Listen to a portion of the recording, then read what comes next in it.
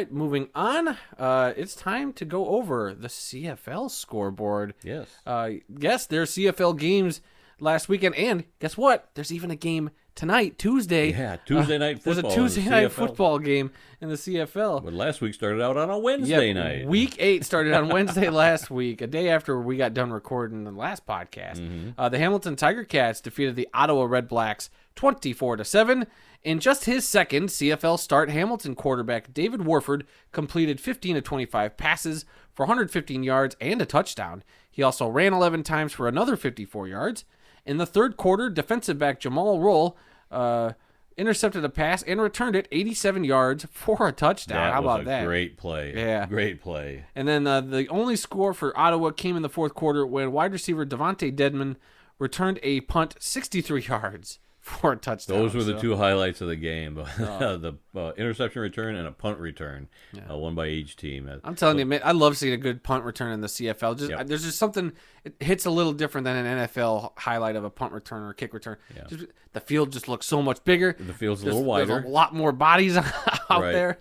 And it just looks so much cooler, I think, in the CFL. Yep. That's right, at me, haters out there.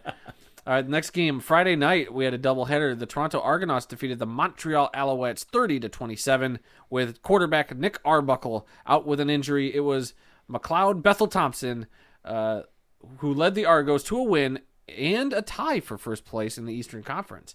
Bethel-Thompson was 13 of 19 for 210 yards and 2 touchdowns. Wide receiver Damien Jean-Pierre caught 4 passes for 91 yards, and wide receiver Chandler Worthy caught 4 passes for 85 yards and a touchdown. On the Montreal side of things, it was quarterback Vernon Adams who was 30 of 39 for 382 yards and 2 touchdowns, along with 2 interceptions. And then running back William Stanback had rushed 19 times for 133 yards and a touchdown. Wide receiver Jake Winky and Eugene Lewis each had over 100 yards receiving and a touchdown catch. Montreal had the better stats in this game, but it was Toronto who got the win, which goes to show you stats don't mean nothing. You got to come on, you got to win the game. What are you doing with those stats? Are you scoring points or not? And the Argos scored just enough to win, even though their stats were not nearly as good as the Montreal stats. Good to see the Argos bounce back. I even wore, I don't know if I told you this, I wore an Argos shirt to work last week. I did. Or my Argos shirt.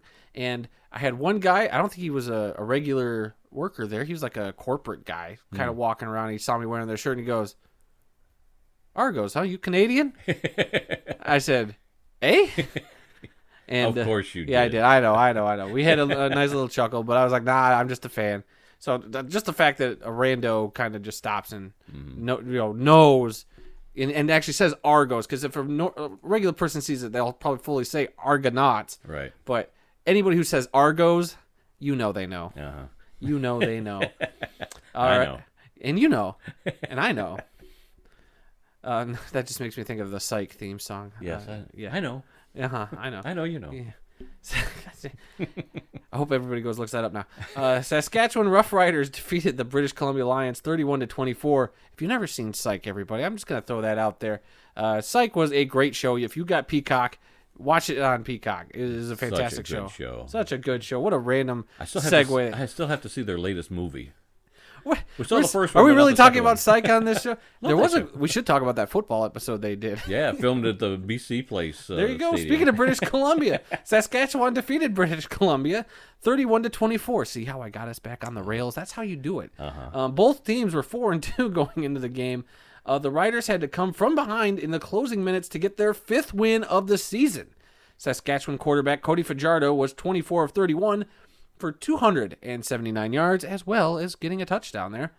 He also ran 8 times for 32 yards and had, guess this, another touchdown. Wow. Wide receiver Lucky Whitehead had 6 receptions for 111 yards and 2 touchdowns, including a 47-yard catch and run for a touchdown in the first quarter. That was an awesome play too. We've talked. This is the 3rd week in a row he's had a Lucky Whitehead play. is like, he's our go-to guy now. Had a kick return one week, and I forget what the other play was, but it's the 3rd week in a row that we've mentioned his name as being one of the highlights of that team. Yeah. So, yeah, good for him. Yep. And then on bye this week, we had not 1, not 2, But 3 teams on bye this week.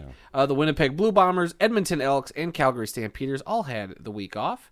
But tonight we will get to see Edmonton playing Calgary. Yeah, so. full slate of games this week. Four games, 8 teams playing. Yeah, but like I said, Tuesday night football starts at week 9.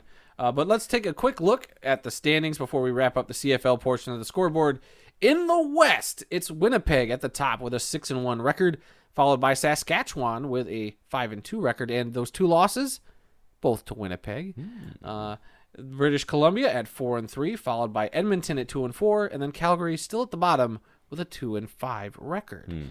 Shifting over to the East, it was Hamilton and Toronto, both up there, 1-2 still technically. I mean, they have the same record, but we have to put one in front of the other. So Hamilton at number 1 with a 4-3 record, followed by Toronto 4-3. Montreal at the number 3 spot with a 2-4 record, and then Ottawa rounding out the East with a 1-5 record. And that's it for our CFL portion of the scoreboard.